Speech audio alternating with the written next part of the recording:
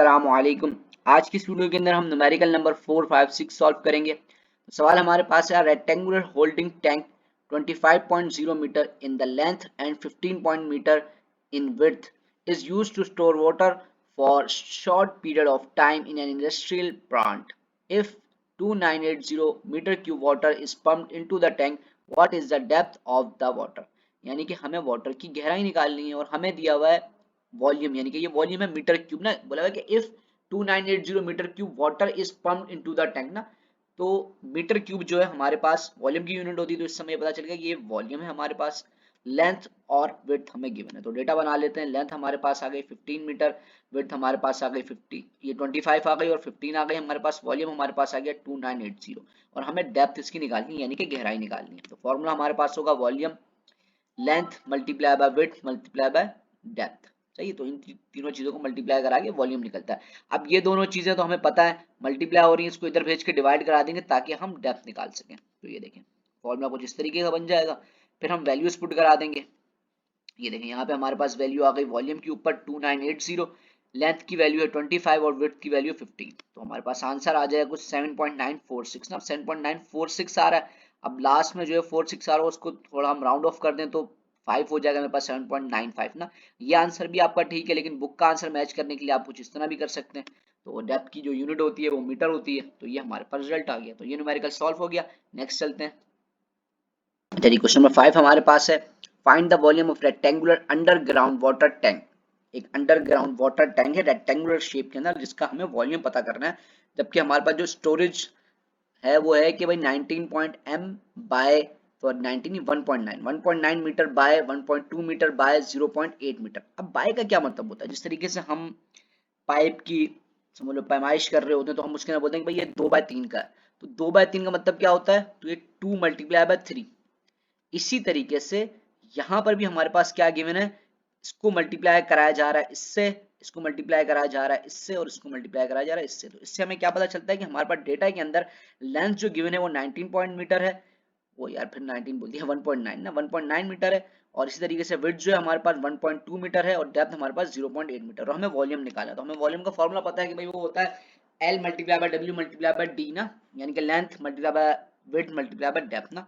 तो ये हमारे पास सारी चीजें गिवन है, डायरेक्ट फॉर्मूले के अंदर पुट कराएंगे और सीधा सीधा हमारे पास इसका आंसर निकल कर आ जाएगा। तो ये न्यूमेरिकल इस तरीके से सॉल्व होगा। अब चलते हैं क्वेश्चन नंबर 6 की तरफ। तो क्वेश्चन नंबर 6 हमारे पास है to the student drive the following equation. मतलब कि दो स्टूडेंट्स ने दो इक्वेशंस निकाली ना, एक स्टूडेंट ने एक निकाली, एक स्टूडेंट ने एक निकाली। In which x refers to the distance v, the speed, the acceleration and the time t and the subscript 0 means a quantity at time 0। सही है। अब देख लेते हैं इसके अंदर हमारे पास दो इक्वेशन है, जिसके अंदर x हमारे पास क्या है, डिस्टेंस है, v मेरे पास स्पीड है, t टाइम है और a मेरे पास एक्सेलरेशन है। ये एक ए स्टूडेंट था उसने ये निकाली इक्वेशन और बी स्टूडेंट ने ये निकाली। अब हमें बताना है क्या इसके अंदर, हमें बताना है कि भाई डायमेंशन चेक करनी है, क्या इनकी डायमेंशन ठीक है। डायमेंशन ठीक होने का मतलब ये यहाँ पे कि x की और इनकी डायमेंशन सेम है और यहाँ भी x की और इसकी डायमेंशन सेम है। तो चले निकाल लेते हैं। हमारे पास डिस्टेंस है x ना, उसकी डायमेंशन होती है l और स्पीड की डायमेंशन होती है l t की पावर -1 यानी कि मीटर पर सेकंड होती है ना, तो इसलिए सेकंड की टी होती है तो टी के साथ -1 लगा देंगे। इसी तरीके से फिर हमारे पास एक्सेलरेशन की डायमेंशन होती है एल टी की पावर -2 और उसके बाद टी की जो डायमेंशन होती है वो टी ही होती है। सही है, यानी कि स्मॉल टी टाइम की जो डायमेंशन होती है वो कैपिटल टी होती है। तो ये हमें चारों एलिमेंट्स की डायमेंशन पता चल गई। अब देखते हैं दोनों को सॉल्व करते हैं। ये देखें भाई, पहले इस पोर्शन को देख लेते हैं फिर इस पोर्शन को देख लेंगे कि भाई बी ने क्या बोला। अब ए जो है मेरे पास यानी कि एक्स की जगह पे आ गया एल। सही है।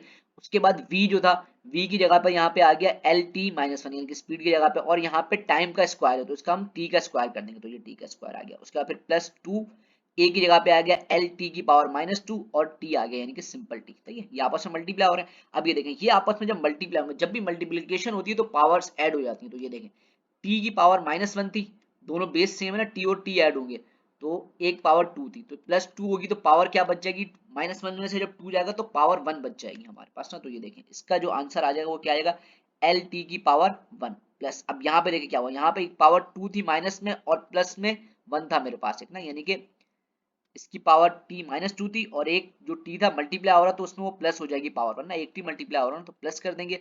तो इसका आंसर आ जाएगा t माइनस वन, क्योंकि माइनस टू में से जब प्लस का वन जाएगा तो माइनस वन बचेगा। तो ये हमारे पास कुछ इस तरह की डायमेंशन आ गई। अब ये देखें, यहाँ पे मेरे पास एल टी की पावर वन है और यहाँ पे एल टी की पावर माइनस वन है, यानी कि दोनों जो वेरिएबल्स हैं, ये मतलब कि जो दोनों नंबर्स हैं वो अलग अलग है, तो हम इनको ऐड नहीं कर सकते। मैथ्स ये कहती है दोनों सेम होंगे तो आप ऐड कर सकते हो, अदरवाइज नहीं कर सकते। मल्टीप्लीकेशन होता तो मल्टीप्लाई कर सकते थे, सही है। तो ये हमारा यानी कि आ गया एल इसके बराबर नहीं आया, तो इसका मतलब क्या है, ये इनकरेक्ट है, सही। अब बी को देख लेते हैं कि बी में क्या हो रहा था। यहाँ पे मेरे पास एल एस एक्स जो है, मेरे पास एक्स एक्स की जगह पे एल आ गया। अब ये वी नॉट है, वी नॉट का मतलब यहाँ पे उन्होंने बताया था, सिर्फ वो ये बता रहे कि यहाँ पे टाइम जीरो है, अदरवाइज डायमेंशन जो है वो तो सेम ही रहेगी ना। वी की डायमेंशन क्या होगी, एल टी की पावर माइनस वन, और टी की डायमेंशन टी। यहाँ पे ये जो एक्सीलरेशन की डायमेंशन आ गई एल टी की पावर माइनस टू, और यहाँ पे टी का स्क्वायर लगा हुआ है, तो टी के ऊपर यानी कि हम इसकी डायमेंशन के ऊपर भी स्क्वायर लगा देंगे। अब ये देखें यहाँ पे क्या हुआ, यहाँ टी की पावर एक वन है, माइनस वन है, और यहाँ पे टी की पावर ये वन है ना, ये दोनों जब आपस में मल्टीप्लाई होंगे तो आपके पास क्या हो जाएगा, माइनस वन के अंदर आप प्लस कराएंगे टी की पावर वन, तो आपके पास क्या हो जाएगा, यहाँ पे माइनस वन और वन कैंसिल हो जाएंगे, यानी कि कुछ इस तरीके की फॉर्म में होगा। ये टी, इसके पास माइनस वन थी पावर, उसके अंदर पावर प्लस होगी, तो प्लस माइनस कैंसिल हो जाएगा, टी की पावर जीरो हो जाएगी। किसी भी चीज की पावर जीरो वो वन के बराबर होती है, इसलिए यहाँ पे सिर्फ एल बच जाएगा, सही है। और यहाँ पे क्या होगा, टू आ गया, ये देखें यहाँ पे टी की पावर माइनस टू है और यहाँ पे प्लस टू है, तो प्लस टू और माइनस टू दोनों कैंसिल हो जाएंगे, तो यहाँ भी क्या सिर्फ एल बचेगा। अब ये देखें, ये दोनों एल जब ऐड होंगे तो ये भी एल है, ये भी एल है, दोनों ऐड हो सकते हैं, ये टू है ये वन है, तो थ्री एल हो जाएंगे। डायमेंशंस के अंदर नंबर्स को इग्नोर कर दिया जाता है, तो हम इग्नोर कर देंगे थ्री को, यहाँ पे लिख देंगे भाई इग्नोर थ्री करके ना, मैं सिर्फ आई लिख देता हूँ, आप पूरा प्रॉपर लिखिए कि इग्नोर थ्री। तो अब ये देखें यहाँ पे एल बराबर आ गया एल के, तो ये मेरे पास करेक्ट हो गया, बी मेरे पास करेक्ट हो गया, और ए मेरे पास क्या होगा, इनकरेक्ट, ये इसका आंसर है। अब नेक्स्ट वीडियो के अंदर इंशाल्लाह ताला आगे के न्यूमेरिकल सॉल्व करेंगे, जब तक के लिए अल्लाह हाफिज।